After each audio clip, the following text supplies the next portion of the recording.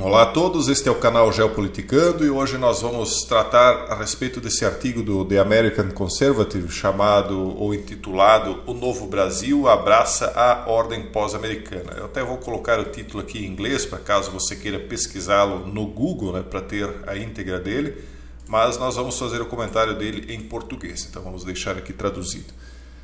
Só lembrando, aqueles que me pediram para que eu disponibilizasse novamente vagas para a comunidade fechada, os links estão na descrição ou no comentário fixado. É a mesmíssima comunidade, é o mesmo link de acesso, só que dessa vez eu não farei propaganda, mas está ali disponível. Quem quiser ingressar, aproveite, porque hoje é o último dia que eu vou mais uma vez disponibilizar a pedido de vocês.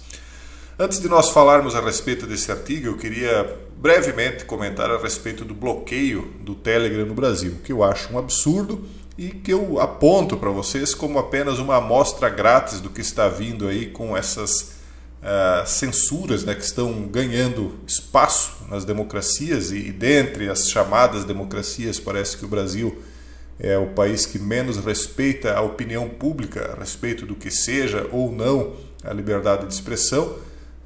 Na minha opinião, as desculpas, né, que eles estão dando para fazer esse bloqueio são esfarrapadas, mas a minha opinião, existindo ou deixando de existir, não muda nada. O fato é que as coisas vão se precipitar, né, pessoal, porque acho que até é profético isso, né? Existe um momento de falar e um momento de calar, e as pessoas vão ser caladas, podem ter certeza disso. Mas vamos adiante aqui, falar enquanto se pode falar, né? Então, a matéria aqui diz que o Novo Brasil está abraçando a ordem pós-americana.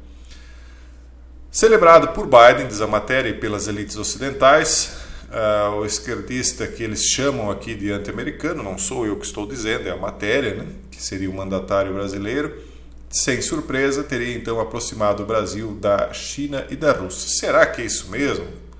Alguns dizem que não, alguns dizem que de fato isso aí é só um jogo de cena, que de fato, na verdade, ele estaria muito próximo ainda do Joe, o mandatário norte-americano, enfim, mas vamos ver o que diz a matéria.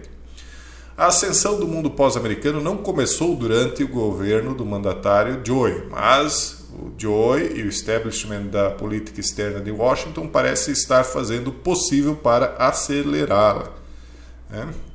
A maneira como Joe tem lidado com a crise da Ucrânia e de Taiwan, sua obsessão em espalhar a revolução acordada americana no exterior, está alienando muito dos aliados reais ou potenciais dos Estados Unidos.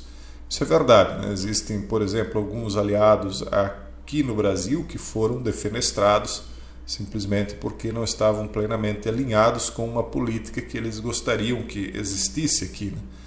E aí acabaram colocando uma outra situação que, ao final de contas, parece que vai se voltar contra eles, né?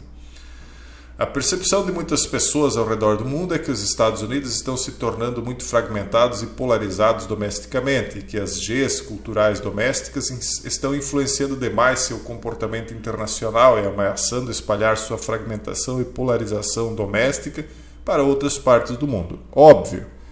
É exatamente aquilo que eu sempre dizia para vocês, já venho dizendo há anos, que uma casa dividida acaba caindo. O grande problema dos Estados Unidos é que eles estão divididos. Então, uma hora entra uma força que puxa para um lado, depois entra outra força que puxa para o outro lado. Enquanto isso, eles vão brigando dentro da sua própria casa e se autodestruindo. Óbvio que essa briga interna vai acabar em confusão lá e espalhando a confusão para o resto do mundo. Isso é uma coisa óbvia. E aí um império dividido é como uma casa dividida. Ele cai, não tenham dúvida disso aí. Além disso, há uma percepção crescente entre muitos outros líderes mundiais que nunca foram muito simpáticos aos Estados Unidos de que sua crescente fragmentação interna e política externa errática, combinados com a ascensão da China, fornecem uma oportunidade única para a aceleração de transição para uma nova ordem global pós-americana. Então não é nenhuma questão de apenas haver uma disputa interna, porque a disputa é normal, é uma democracia, mas é realmente uma inimizade muito grande e de políticas muito antagônicas, né? E não fosse só isso, né? Se fosse só isso, aliás, talvez não seria um grande problema, mas a questão é que justamente nesse momento eles estão enfrentando uma ascensão de um adversário muito poderoso externo, que é a China. Então, uma casa dividida, quando o adversário é forte, acelera a queda, né? Então, a recente visita de Estado de Macron à China, eles citam, parece representar o primeiro tipo de resposta ao que está acontecendo. Durante a visita, Macron apelou à autonomia estratégica dos Estados Unidos, pois, a seu ver, o grande risco que a Europa enfrenta é ser apanhada em crises que não são nossas, ou seja, ele disse que eles têm que se desvincular aí das crises americanas. Ele também sugeriu que a Europa deveria se tornar menos dependente dos Estados Unidos para instrumentos de ataque e defesa e energia e menos dependente da extraterritorialidade do dólar americano. Esse dólar causou uma inflação muito grande por conta do período do flagelo, né? Vocês viram aí que houve uma inflação no mundo inteiro, não foram só eles, as atitudes que eles tomaram foram copiadas, mas como é uma moeda internacional, isso acabou fragilizando ainda mais as economias que, além de imprimirem moeda interna de modo direto ou indireto, também tinham as suas reservas em dólar, né, sendo diluídas por conta desse endividamento maior do governo, que é uma forma indireta de impressão de dinheiro. Então, um dos motivos que as pessoas querem se desatrelar do dólar é esse, não ficar dependentes do humor do mandatário americano, é óbvio, né? Além de, claro, existir as disputas de poder geopolítico, né? Se fica vinculado, fica subordinado à moeda. O apelo por uma menor dependência estratégica dos Estados Unidos foi repetido por outros líderes europeus, incluindo o presidente do Conselho Europeu, que disse que a União Europeia não deveria seguir cega e sistematicamente Washington. A visita de Estado do mandatário brasileiro à China, logo após a de Macron, parece representar o segundo tipo de resposta às dificuldades americanas em preservar a velha ordem. O mandatário brasileiro viajou à China com uma delegação de mais de 70 pessoas. Além disso, mais de 200 empresários brasileiros viajaram à China para participar de reuniões e eventos relacionados à visita oficial. 15 acordos foram assinados entre os dois governos sobre temas como ciência, tecnologia da informação, agricultura e investimentos. Enquanto o mandatário brasileiro esteve na China, ele assistiu à posse da ex-mandatária brasileira como a nova presidente do Banco do BRICS em Xangai. Aí ele disse: todas as noites eu me pergunto por que todos os países têm que basear seu comércio no dólar. Ele passou a perguntar quem decidiu que foi o dólar depois do desaparecimento do padrão ouro.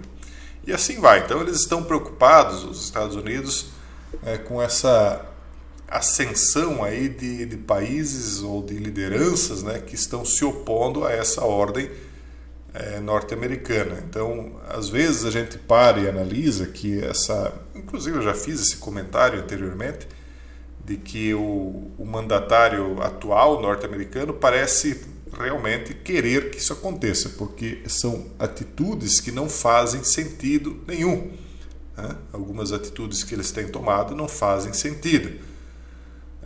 Aqui eles comentam ainda: o mandatário brasileiro eles dizem, né, é frequentemente retratado por analistas ocidentais como um pragmatista, em contraste com ideólogos como o venezuelano Maduro. No entanto, o mandatário brasileiro nunca escondeu de ninguém que sua principal lealdade é à esquerda latino-americana e as mesmas causas que a galvanizam e unem há décadas.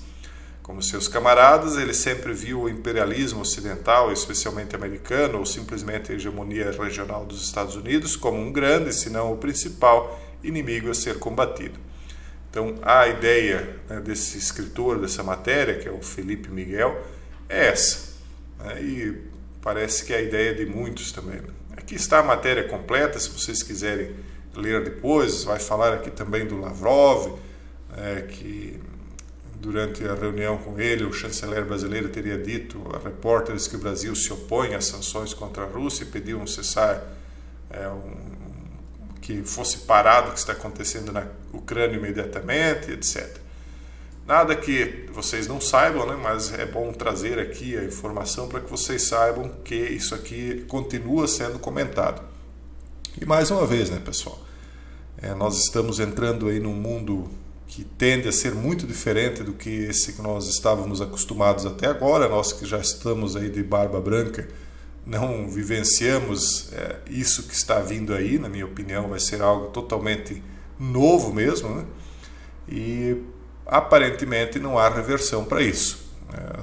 Inclusive a gente percebe assim que não é apenas no campo da política nacional, internacional e geopolítica que sinais nesse sentido estão vindo. Lá quando a gente comenta sobre sinais aí extra política, né, muitas pessoas acabam não acreditando, mas parece que tudo está conjugado. Esse era um videozinho rápido só para trazer esse artigo aqui para vocês. E semana que vem, se Deus quiser, nós estamos aí de novo. Portanto, um forte abraço a todos e até o próximo vídeo, se Deus quiser.